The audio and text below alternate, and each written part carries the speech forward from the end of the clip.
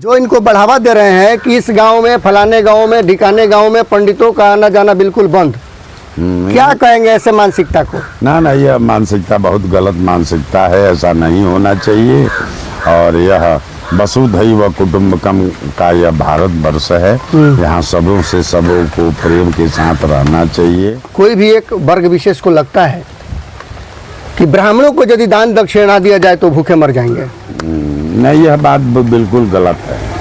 हम लोगों में जितने ब्राह्मण सुखी हैं वे लोग ये दान दक्षिणा लेने वाले हैं ही नहीं। यह उन आदमी का सोच है, जो सोचा है वो बहुत संकुचित मात्रा में सोचा हुआ है। इटावा की जो कहानी है, ब्राह्मण और यादवों में वैमनस्य बढ़ता जा रहा है। न तो यह ठीक नहीं है, यह अच्छा काम नहीं है। और वैमनस्य नहीं बढ़ना चाहिए। और कुछ दिग्भ्रमित यादव लोग भी हो गए हैं इस समय, समझे ना। अच्छा। ऐसे भगवान कृष्ण के वंशज कहने वाले इन लोगों का भगवान कृष्ण के समान समत्व भाव का जोग रखना चाहिए। लेकिन ये लोग भी अपना कुछ जो जिस समय यदुवंश का विनाश हुआ उस समय वाला जो पद्धति था उसको ये लोग अपना लिए हैं। भगवान कृष्ण ही यदुवंश में आकर और इन लोगों का जब कर्म और स्वभाव जब बिगड़ गया तो अपने सामने ही इन लोगों का विनाश करा दिया। जी, इसका कारण ये हुआ है कि बिहार में ये प्रकोप आ गया है और जगह जगह यह बैनर लगाया जा रहा है, पोल पे लिखा जा रहा है कि इस यादव गांव में किसी भी ब्राह्मण का वर्जित है। हाँ, तो बहुत सुंदर है, कोई बात नहीं। और यहाँ पर ब्राह्मण अगर पूजा पाठ कराते हुए पाए जाते हैं तो दंड के भागी बनेंगे। हाँ ठीक, ये तो बात गलत है। ये संभव भी नहीं होगा।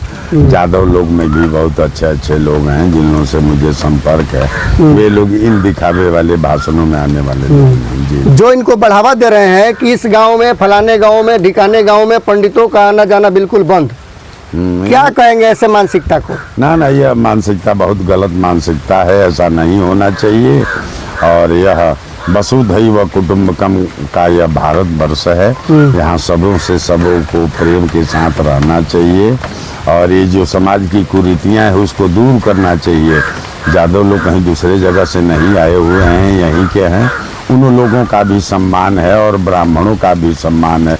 सब लोग अपने अपने चरित्र के ऊपर ध्यान दे। कलयुग का प्रभाव जो है सो न ब्राह्मणों में भी कमी आ गई है और यादवों में भी कमी आ गई है। लेकिन अब क्या कीजिएगा, जो कलयुग है उसी के अनुसार चल रहा है।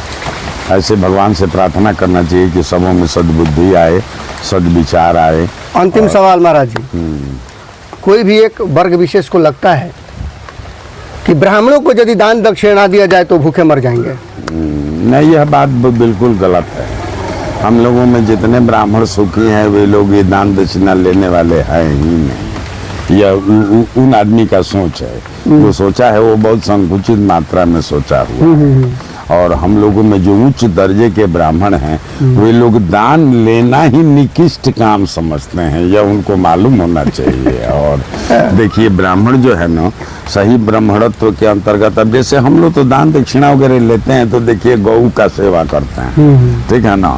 यह सब व्यवस्था बनाए हैं उन्हीं लोगों के लिए कि आप दान देने वाले कैसे स्वभाव वाले हैं इसके बारे में तो मुझे परिचय है नहीं। तो इसलिए इन सब देवताओं को खिला करके आपका दान उसी में हम लोग प्रयोग कर देते हैं। लेकिन वैसे व्यक्ति को यह जरूर जानना चाहिए कि हमारे ब्राह्मणों में जो सबसे ऊंचे दर्जे के ब्राह्मण हैं वे लोग ये दान दक्षिणा का को निंदनीय दृष्टि से देखा जाए। हम लोगों को पढ़ने के लिए एक शिवराज विजय किताब था, तो उसमें शिवराज विजय में लिखे हैं कि वयम नोते विप्रा प्रतिदिवस मासाद्य कृपणा धनम जे जाचनते प्रतिगणित नक्षत्र तीते।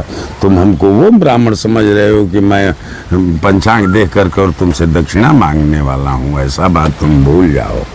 तो इसलिए ब्राह्मण के 6 गुणों में दान लेना और दान देना बताया गया है, ऐसा है संविधान के अनुसार।